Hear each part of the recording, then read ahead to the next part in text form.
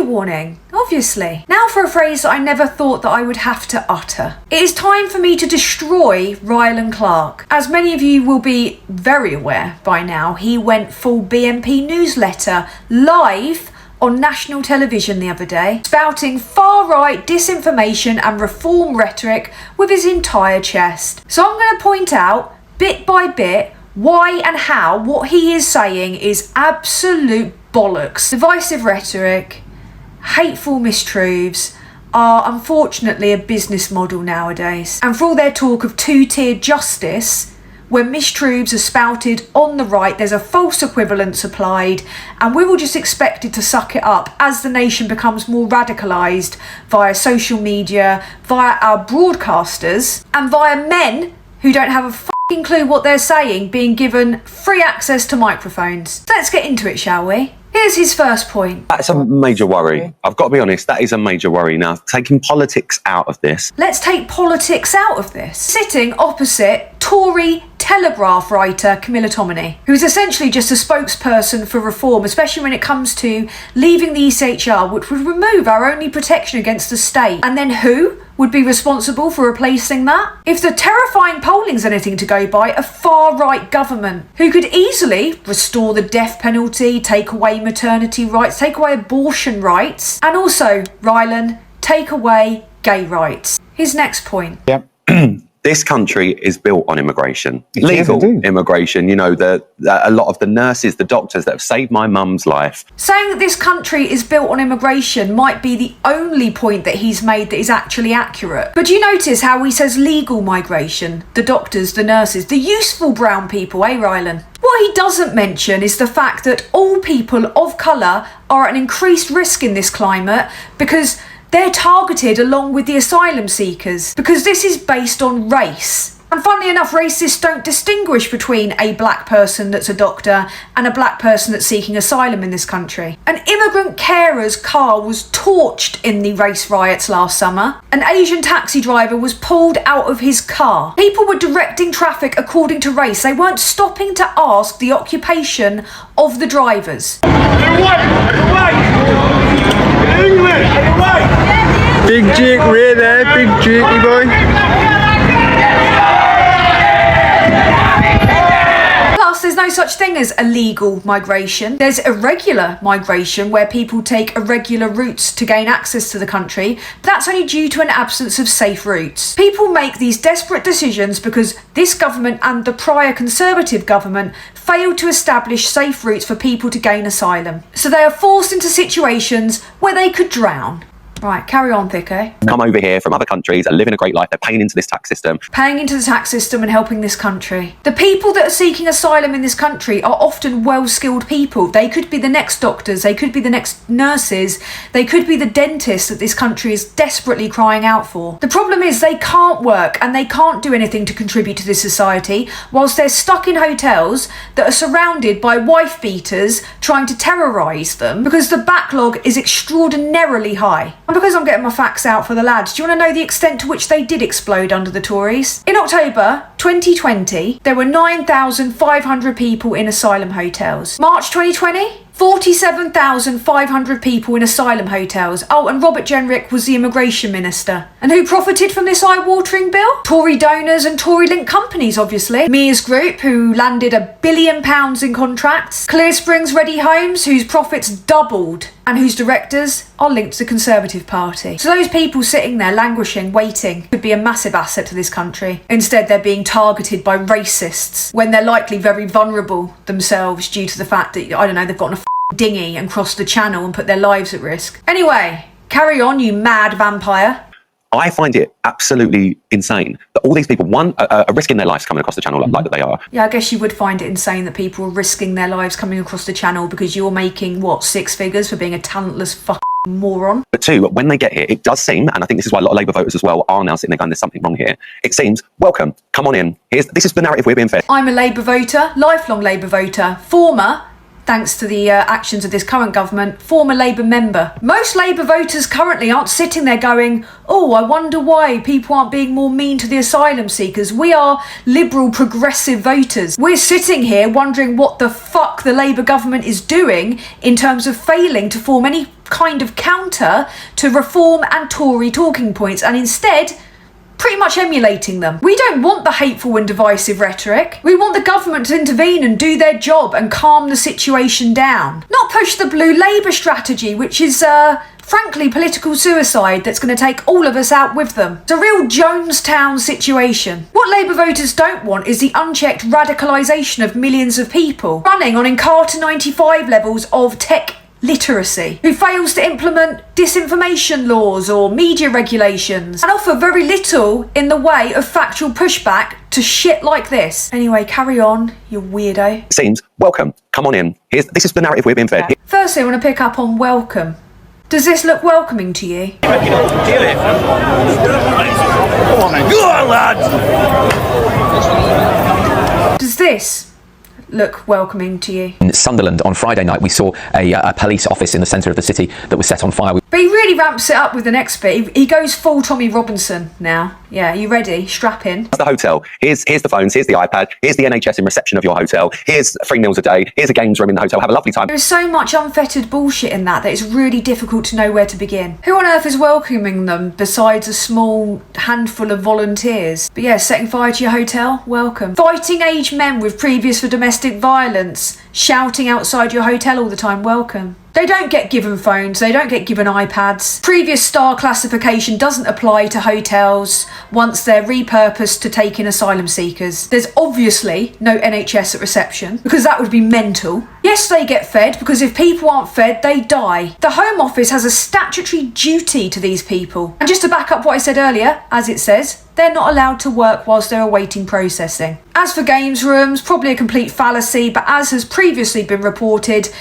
asylum seekers that have access to hotels as accommodation have the very bare essentials. They're not fucking spa weekends. No, these are the conditions. That's actually a good example from what I've seen. Many of them have windowless rooms that are smaller than prison cells. There's overcrowding where multiple people that don't know each other are expected to share a room. And the food is said to be so dire, it's thought to be causing health conditions. What Rylan is repeating is far right disinformation designed to make people feel outraged. You notice how he slips in the narrative that we're being fed, the narrative that you're uncritically repeating to support your points, you mean? Many refugees turn to antidepressants and turn to local churches for support. These are human beings that deserve to be treated with decency and respect, not fear and hatred.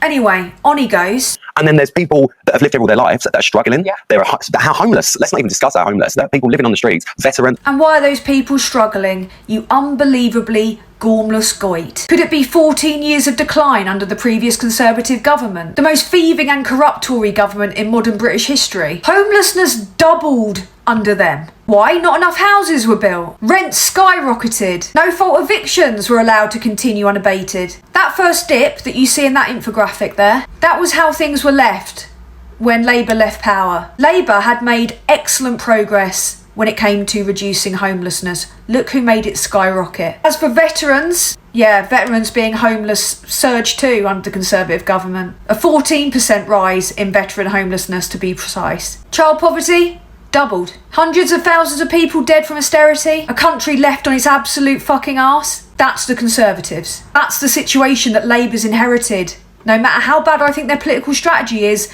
they've inherited this. The Tories absolutely bankrupted the country. And now people like Farage, etc. are cashing in on that, despite Brexit making all of this worse, not just financially, but it closed the safe and legal routes. The surge isn't because asylum seekers changed, it's because the rules changed. We used to be able to return people to the country that they came from. Can't do that anymore. So Farage is profiting in terms of hateful rhetoric and votes and power from the very conditions that he created. All of this. Yeah. Now, this isn't me getting on my soapbox. And as for being on your soapbox, you're on it unchallenged on national television, spouting dangerous lies at a time when tensions are high in the country and being capitalised on by the aforementioned millionaires. Can imagine you're not doing too badly for yourself either, Rylan. How much do you get paid to talk bullshit on telly? He was hosting his Radio 2 show as normal today, yet Gary Lineker, for expressing his disdain about the last government generating rhetoric that was akin to 1930s Germany, or for, I don't know, expressing concern about Israel committing genocide in Palestine, was forced out of his match of the day job for doing that on social media. Carol Vorderman lost her job for BBC Wales, in which she never uttered a single political opinion purely because of her opinions that were expressed on Twitter. Anyone with a BBC job that is critical of the right is disappeared. Why? Because the BBC is headed up by Conservatives, actual spin doctors for the previous government. But people like Alan Sugar, Rylan Clark, it's fine for them to say what they think. Meanwhile, people like Rylan have got Tommy Robinson and the Tate brothers praising him. When people like that are praising you, you might want to stop and take a look at yourself and think, am I being a prick? And as for the money that this is costing us, as I alluded to earlier, this is an inherited issue. The Labour government came to power a year ago. They inherited a backlog. Them and their donors were gaining from this. The Tories were gaining political capital and their donors were gaining huge amounts in government contracts. Here's Robert Jenrick. We have procured more hotels very rapidly, and more are coming on board literally every day, more throughout the whole of this year. So Suella Braverman and her predecessor, Priti Patel, were procuring more hotels. What I have done in my short tenure is ramp that up and procure even more. Admitting that he expanded the use of hotels. The reason they didn't act is because they knew the vast proportion of people are accepted once they apply for asylum and they get here. That is if they don't drown on the way here like all those children. Oh, and while we're on the topic of children, Robert Jenrick's swanning around pretending like he hadn't touched this when he was the former immigration minister, and on his watch he essentially presided over the biggest child trafficking ring this country's ever known, because over 200 children that were unaccompanied went missing from asylum hotels and the government covered it up. The former Tory government used these people as political strategy in terms of there's always going to be a scapegoat. And what better scapegoat is there than vulnerable foreign people who don't have a voice, don't have any right to work, don't have any rights whatsoever really, and can just remain nameless and voiceless in hotels, as a government that has fueled racism and division to the extent that the people protesting outside the hotels and trying to set them on fire were chanting "Stop the boats." There's a perfect situation for them, isn't it? And then we have xenophobia, hatred, mistrust, fear stoked by a overemphasis on the very rare cases where an asylum seeker might commit a crime, and it's not common. The amount of people that are in this country that we have no idea who they are, what they've done, what they're capable of. And that's precisely what Rylan's tapping into here by going, we don't know what they've done. Who's to say they've done anything? He's directly prodding and repeating far-right disinformation there. Then you get all the far-right morons, don't you, going, oh, per capita, except we haven't actually kept records of crimes committed by race over the last however many decades. The ones that they focus on are the situations where there has been an uptick in particular groups of people committing certain crimes, which is going to be inflated. They're trying to make people scared. They're trying to invoke an emotion. Anyway, Christ, let's go on to his final point, because this is where the wheels really fall off. How can, if I turn up at Heathrow Airport as a British citizen and I've left my passport in Spain, I've got to stand at that airport and won't be let in and got to get this, but if I arrive on a boat in Calais, I get taken to a 4-star hotel? What? Genuinely, what? Firstly, how did you get on the plane without a passport? Secondly, why are you so dense? You apply for an emergency travel document because you're already a citizen. People who arrive by boat fleeing persecution aren't citizens. The law says you can claim asylum. That's called the Refugee Convention. We need to stop giving thick men microphones. It is basic accommodation, and you are a basic bitch. Anyway, it ends with the presenter getting a word in and actually trying to offer some form of balance, but not pushback on the lies. No one in the production team was sitting there fact-checking what Rylan was saying, feeling horrified, because there's a two-tier approach when it comes to far-right idiocy and when it comes to the actual facts. So I've seen people in the last couple of days sitting there going, well, he's entitled to opinion. Yeah, he's entitled to an opinion, but it's by no means an educated opinion. He's being emotional. Is he a far-right thug? No, he's just stupid. But he's another person that's stupid and given a platform in order to say things that are stupid. He's basing his viewpoint purely on emotional rhetoric that's been designed to stoke a feeling in him. Whatever is at the base of it, I don't know. I'm not him, thankfully. However, he has a responsibility. He has an audience. He's allowed to broadcast to millions of people, bizarrely. So yeah, you can have an opinion even if it's based on bullshit. You shouldn't have the right to broadcast that to the entire country. And when it's revealed to be baseless rhetoric, what you don't do is double down. He tried to make a comment about how you can still fight for gay rights and not be gay. Good luck having gay rights, or trans people having any rights, or women having any rights if Farage and his clan get in. And the woman that he was on the panel with, Camilla Tominey, basically calling for us to leave the ECHR, which is our only protection against the state, claiming that the Refugee Convention's gone too far by spouting nonsense like they did around Brexit. You know, the mad scenarios, the one-offs, the situations that they can pull apart and make out that it's entirely unreasonable. I'm a woman, I know very well that the criminal justice system doesn't work for everyone. Have you seen the rape conviction stats lately?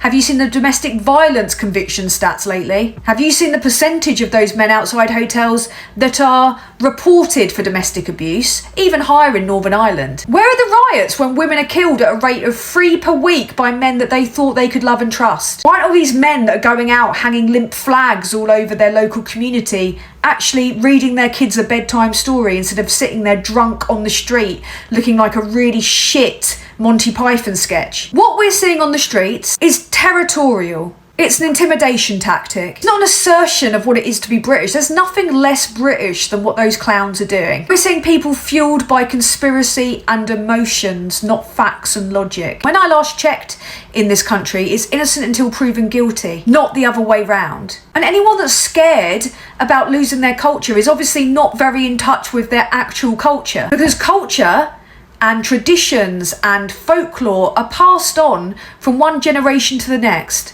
via community. And if you don't have a strong sense of community, all hell breaks loose. And that's another reason why what we're seeing is playing out on the streets. Because the last Tory government robbed us of hope and of spirit. And now people are having to hang up limp emblems in the form of flags because they've got fuck all else to cling on to because they don't have a sense of identity. That's not being British. That is an identity crisis. So in short, Rylan is an idiot. And as for all those people that worry about being replaced, I really hope they are replaced. Because if I had it my way, I would deport all the racists. Anyway, until next time, until the next instalment of What the F is Happening. Thank you, good night, and fuck Rylan Clark.